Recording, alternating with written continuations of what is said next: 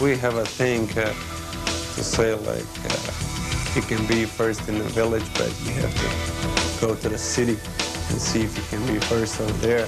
And it's the same thing with Europe, playing a few years and winning the European Championship for a few years. You have to go to the NBA and try just because of yourself, nobody else. Go and try at the NBA, see how good you really are, actually how good you can become. So Toni gave up his superstar status and lifestyle to become a rookie, thousands of miles away in the NBA. When you change your way of life, your way of playing, you know, over here, he used to have ball all the time in his hand, you know. He used to, for the 30 seconds, he used to have it for 20 seconds, play with it, create something for the guys. There in the States, you don't have time to do that. You just have to be, you know, much quicker, try to find the solutions, you know, like that. It's a way of playing, it's much, much faster. There was a tendency for Toni, who had the ball in his hands a lot, to be, you know, what we call an initiator. In other words, he wanted the ball in his hands before he played basketball. And in our game, in the NBA, a little bit different is that you've got to play the ball without it being in your hands, and you have to be moving all the time. So Toni had to learn that. That was probably the most difficult thing for him to learn, is that he had to be part of the whole overall picture. And the other thing that he had to learn that probably was difficult was the intensity level that the defense has played. Is that, you know, immediately you lose the ball on offense, you immediately start to play defense from 94 feet, not just from inside the three-point line. In his third NBA season, Toni has developed into an outstanding NBA player, maybe the most versatile swingman in the league. But Phil Jackson still feels that Toni has only scratched the surface of his talents. Toni's tapped 25% of his potential. He's got 75% yet untapped. And I'm not saying as a scorer or as a, you know, whatever else goes into his game. I'm talking about his defense, his endurance, his rebounding, his use of the overall play, his recognition of the individuals he plays in the NBA from night in to night out, which is really just coming into his own. Goes right by. Oh, pass to Will. Oh, yeah. But securing the title NBA superstar will be difficult, considering the company Toni keeps in Chicago. I'll tell you one thing, it's pretty hard to be best player in a team with MJ and Pippen in the team.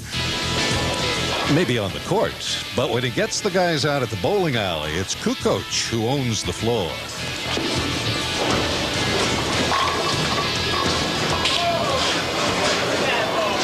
Chicken TV.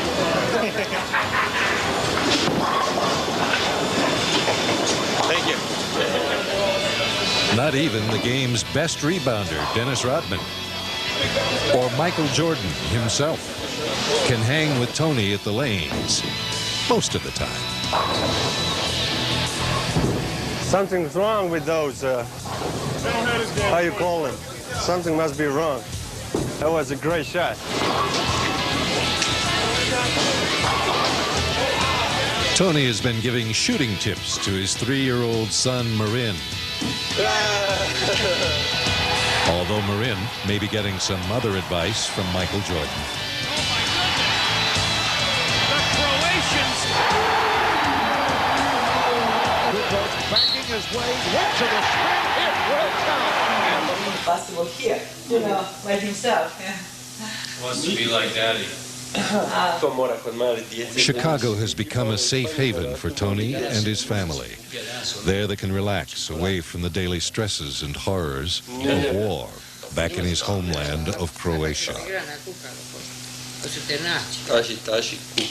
Although the war is thousands of miles from his new home in Chicago, it still weighs heavily in the back of his mind.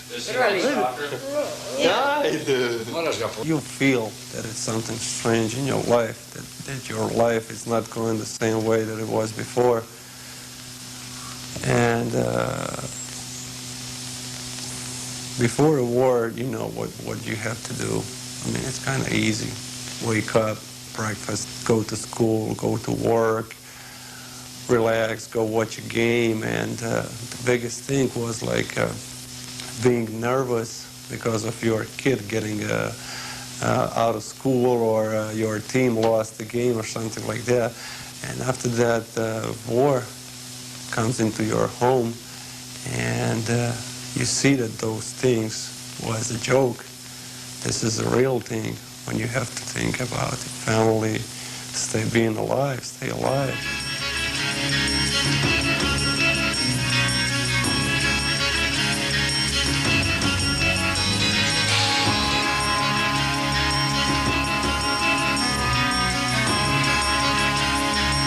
First, it's kind of movie. When you know, like watching a movie, Stallone and these kind of guys shooting, and you think it's fun, but once somebody's got killed, and you realize it's not the fun, it's not a movie, it's a real thing. You have to be scared about it. The tragedy and destruction of the war are documented nightly on the evening news. But something the viewer may never see nor understand is the damage it's done to so many lifelong personal relationships, like the childhood friendship Toni had with Lakers center Vlade Divac. It's a very strange situation you can find yourself in. When we see each other, we can ask, and we do ask each other, how are you, how's your wife, your kids, and things, but after that, the only thing you can ask and talk about is what's going on for me in Chicago and for him in LA, because if we talk about families over there, we're gonna end up talking about the war, and neither one of us wants to talk about that. We don't talk about politics. We just talk about basketball, the thing what we're doing, and you know, Toni and I know each other the last 13 years, played many games together, and it's nice to see those. You know, I'm from Serbia, he's from Croatia. Our country is fighting, but it's, you know, it's nice to see those people talking. The times have changed in Yugoslavia. There will never be a Yugoslavian dream team to match up against the U.S. For now, everyone realizes Croatia's hopes rest on Toni's shoulders. Since I first started playing with him, he's playing a lot harder than he was. His defense is vastly improved. I don't know where that comes from, probably just from playing in the NBA, but it may also be from feeling as though he's carrying the burden of his country and trying to represent his country on an international stage. Like his own game, Toni will have to lift his team's level this summer. He'll be comfortable playing in Atlanta.